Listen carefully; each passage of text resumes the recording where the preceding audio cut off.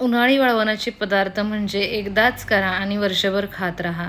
तर इथे बघा ह्या मी इतक्या अशा चकल्या छोट्या प्लेटमध्ये घेतलेल्या आहेत. आता ह्या आपण सगळ्यात तळून घेऊयात आणि तळल्यानंतर मी तुम्हाला दाखवते या किती प्रमाणात फुललेल्या आहेत. इथे तुम्ही बघू शकता चौपट ते पाचपट फुलणारी उपवासाची चकली. नमस्कार, मीना सडकामध्ये मी मीनाक्षी तुम्हा सगळ्यांचं मनापासून स्वागत करते.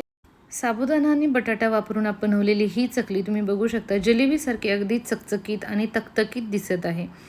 तर ही चकली बनवताना नेमक्या काय टिप्स आणि ट्रिक्स वापरायच्या जेणेकरून अगदी चौपट ते पाचपट ही चकली उमलेल, कधीही खाताना तुम्हाला कुठे कचकच लागणार नाही आणि त्याचबरोबर जास्त दिवस कशी टिकेल यासाठीची आजची रेसिपी शेवटपर्यंत बघा.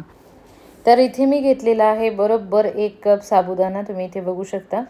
तर हा 1 कप जरी मोजलेला असला तरी ह्याचं प्रमाण जे आहे ते बरोबर 200 ग्रॅम आहे वजनानं घेतलं तर. आता याच्यामध्ये जर काय असेल घाण किंवा असं थोडीशी काळपट साबुदाणा तर तो काढून घ्यायचा आणि पाण्याने स्वच्छ 1 ते 2 वेळेला धुवून घ्यायचा. धुताना खूप जास्त पाणी वापरायचं नाही, हलक्या हाताने थोडंसं चोळून व्यवस्थित साबुदाणा धुवून घ्यायचा. तर साबुदाणा धुवून नितळून घेतलेला आहे, त्याच्यामध्ये मी 1 कप पाणी घातलेलं आहे. जर तुम्ही वाटीने मोजत असाल जेवढा साबुदाणा घेतला आहे तेवढंच पाणी वापरायचं आणि हे रात्रभर भिजू द्यायचं. रात्रभर भिजल्यानंतर सकाळी तुम्ही बघू शकता साबुदाणा व्यवस्थित भिजला गेलेला आहे, पाणी वगैरे कुठेही शिल्लक नाही आहे. तर व्यवस्थित साबुदाणा भिजला गेलेला आहे. बऱ्याचदा काय करतात बायका की असाच साबुदाणा मळून घेतात. तर असं न करता आपण अजून एक वेगळी ट्रिक वापरणार आहोत ज्याच्यामुळे आपला साबुदाणा व्यवस्थित उमलून देईल. तर इथे मी एक मोठी कढई घेतलेली आहे ज्याच्यामध्ये 1.5 कप पाणी घ्यायचं आहे. तर 1 कप साबुदाण्याला आपण ऑलरेडी 1 कप पाणी वापरलेलं आहे. इथे पुन्हा 1.5 कप पाणी घ्यायचं आणि हे गॅसवरती उकळायला ठेवायचं. अगदी मोठ्या गॅसवरती हाय फ्लेमवरती आपण हे चांगलं उकळून घ्यायचं. झाकण ठेवूनही तुम्ही हे पाणी गरम करू शकता. 5च मिनटामध्ये पाण्याला उकळी आलेली आहे. आता या पाण्यामध्ये जो साबुदाणा भिजवलेला आहे तो काढून घ्यायचा. तर वाळवणाच्या रेसिपीज बनवायला थोड्याशा किचकट वाटल्या तरी आपण एकदाच बनवतो आणि वर्षभर खातो, सो थोडासा वेळ द्यायला हरकत नाही. तर आता गॅसची फ्लेम एकदम मीडियम आहे कारण पाणी ऑलरेडी उकळलेलं आहे. तर काय करायचं 1 मिनिटभर याला असं हलवत गॅसवरती ठेवून द्यायचं. आता 1 मिनिट झाल्यानंतर याच्यावरती झाकण ठेवायचं आणि गॅसची फ्लेम लो करून आपण हे सोडून द्यायचं. तर पुन्हा 1 मिनिट आपण चांगलं शिजवून घेतलेलं आहे आणि भांडं खाली उतरलेलं आहे. तुम्ही बघू शकता साबुदाणा व्यवस्थित शिजलेला आहे, अगदी ट्रान्सपरंट झालेला आहे.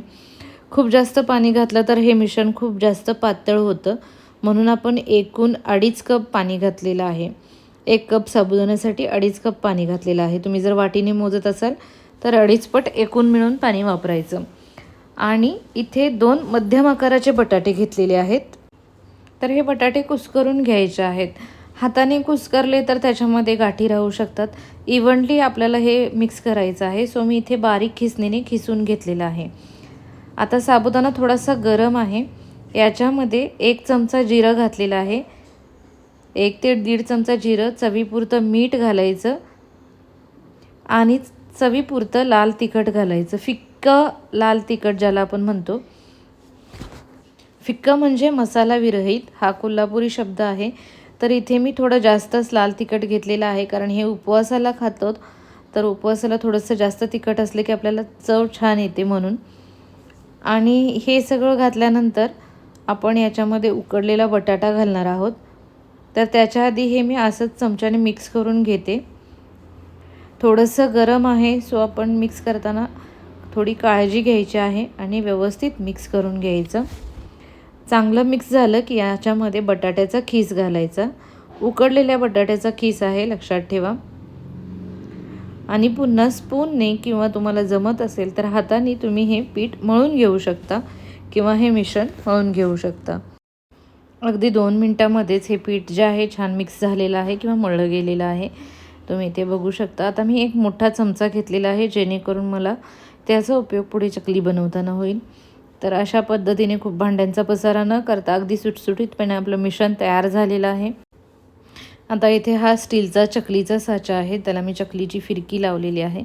याला आतून तेलाने ग्रीस करायचं कारण कधी कधी साबुदाणा आतमध्ये चिकटू शकतो, तर तसं होऊ नये आणि आपल्याला धुतानाही जास्त त्रास होऊ नये जेव्हा आपलं सगळं काम होईल तेव्हा. तर त्यासाठी आपण हे तेलानं आतनं छान ग्रीस करून घेतलेलं आहे. याच्यामध्ये सगळं मिश्रण जितकं जमेल तसं भरून घ्यायचं.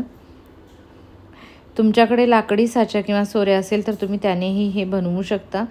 आणि चकलीचा आपण घेतलेला आहे कारण साबुदाणा व्यवस्थित त्यातून पास झाला पाहिजे, या कारणासाठी आपण याची कुरडई बनवू शकत नाही. सो मी इथे चकलीचा साचा वापरलेला आहे. खूप छान, अगदी टेस्टी आणि सगळ्यांनाच आवडणारा असा हा पदार्थ आहे. आणि हे जर असेल तर उपवासाला अगदी घरात काहीही नसलं तरी चालतं. तर भरल्यानंतर बघा अशा पद्धतीनं टॅप करायचं, जेणेकरून आतमध्ये मिश्रण व्यवस्थित जाईल. आणि ते हळूहळू आपल्याला याच्या चकल्या बनवून घ्यायच्या आहेत. आणि फक्त 1 वाटी साबुदाणा आणि 2 बटाट्यांमध्ये अक्षरशः 4 ताटं किंवा मोठी पराती भरलेले आहेत चकली बनवून, तुम्ही इथे बघू शकता. तर हे आपल्याला वाळवण्यासाठी 2 ते 3 दिवसाचा वेळ द्यावा लागतो. आणि पूर्ण 3 दिवस हे उन्हामध्ये कडकडीत वाळवल्यानंतर तुम्ही बघू शकता चकलीचा आकार आणि त्याची ग्लेज. तर खूप सुंदर चकली तयार झालेली आहे, उपवासाची बटाटा आणि साबुदाणा चकली. आणि ही तळून बघूया आपण कशी होते आणि कितपत फुलते. तर ह्या इतक्या चकल्या फक्त 1 वाटी साबुदाणामध्ये झालेल्या आहेत तयार. तर आता यातल्या आपण काही चकल्या ज्या आहेत आपण तळण्यासाठी घेऊया. तर अगदी 5-6 चकल्या आपण तळून बघूया. इथे मी तेल मस्त गरम करायला ठेवलेलं आहे. चांगलं गरम झालं की अगदी मध्यम गॅसवरती ही चकली तळून घ्यायची असते. तुम्ही बघू शकता अगदी 4पट ते 5पट अशी चकली फुलते. तर यावर्षीच्या उन्हाळ्यात ही चकलीची रेसिपी नक्की बनवा. आणि इथे सांगितलेली टीप वर्कआउट झाली का ते सुद्धा कमेंट करून नक्की